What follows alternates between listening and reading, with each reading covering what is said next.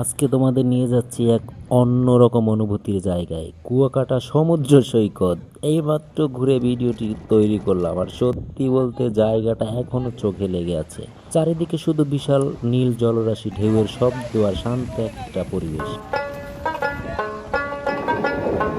সকালে সূর্যোদয় আর বিকালে সূর্যাস্ত দুটোই এখান থেকে দেখা যায়, যা বাংলাদেশের খুব কম জায়গায় সম্ভব। সমুদ্রের পাড় ধরে হাঁটতে হাঁটতে মনে হচ্ছিল সব ক্লান্তি যেন দূরে হারিয়ে যাচ্ছে।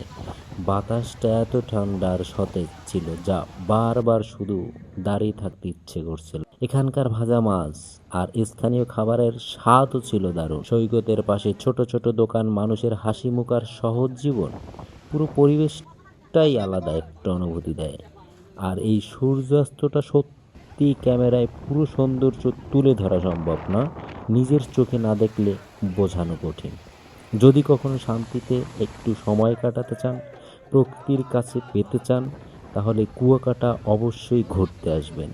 ভিডিওটি ভালো লাগলে লাইক, কমেন্টস, শেয়ার করতে ভুলবেন না। আর এমন আরও ট্রাভেল ভিডিও দেখতে বাউফল ভয়েসের সাথেই থাকুন। ধন্যবাদ।